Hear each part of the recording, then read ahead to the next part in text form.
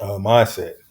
You have to be fearless. That's the first thing that we try to train in our secondary guys, is to be fearless.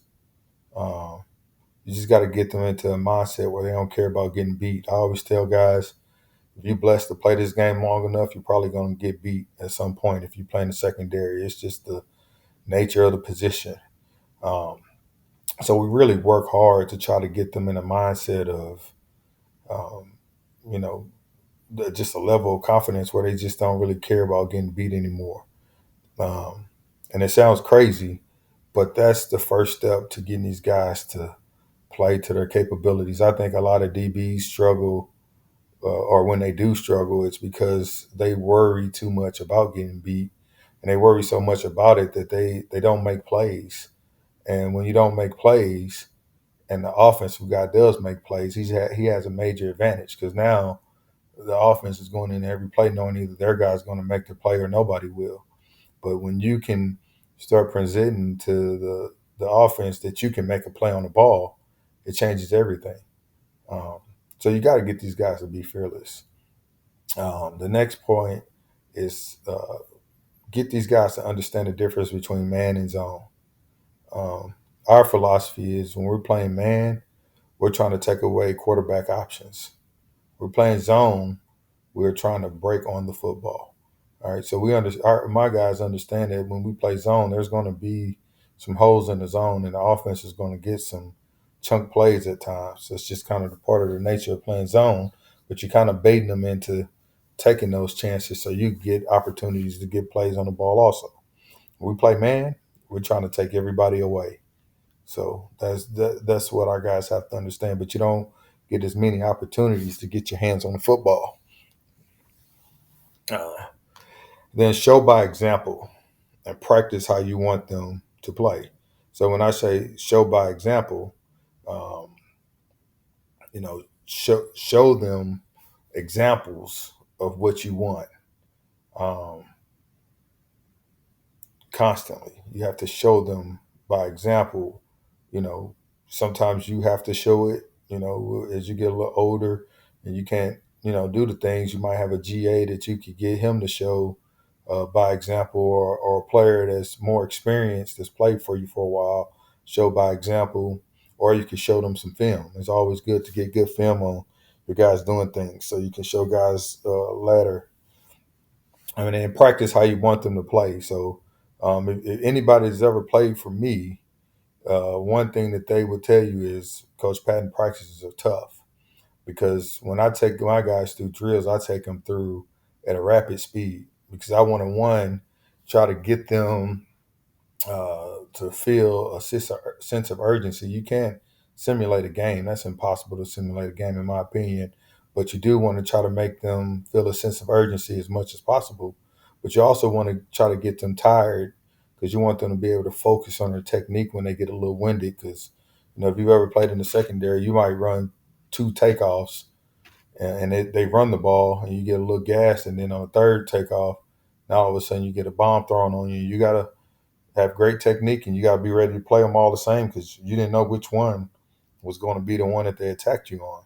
So we try to practice at a tempo that's really, really fast. And then you try to get these guys to stop thinking so much and just to be more reactive when they're playing in the secondary.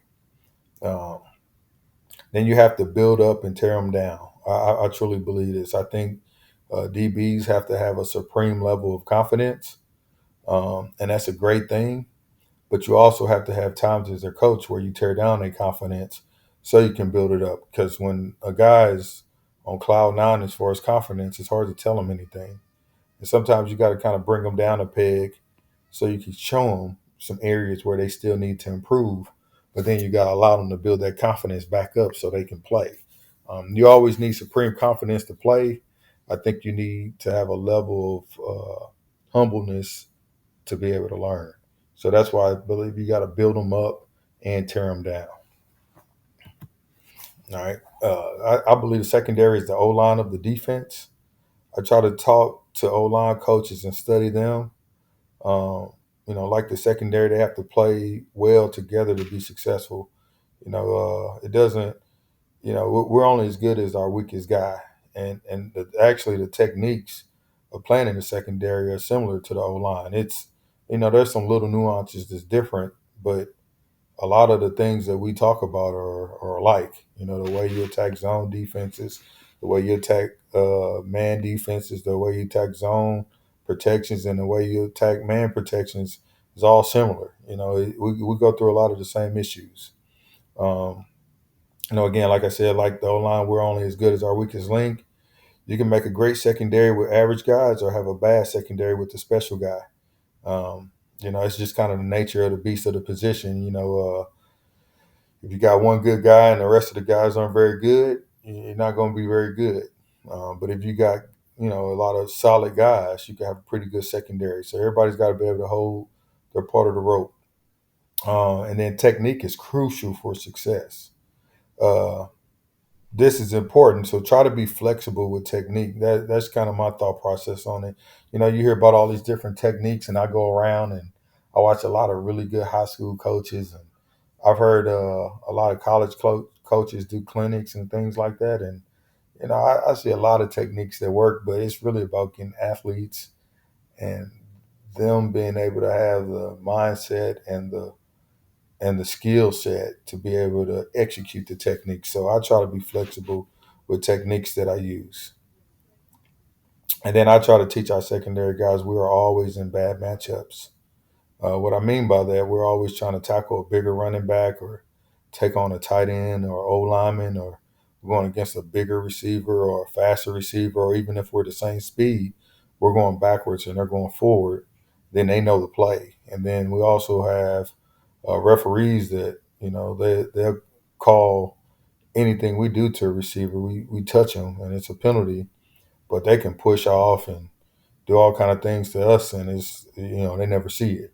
So it's just the nature of the position that you got to always um, have a mindset that everything is going against you. It's me against the world type mentality. So we go into it with a mindset that everything is against us, but we're still going to succeed, and that's why you need that supreme confidence, because it's the odds are never in our favor, but we have to have confidence to change that.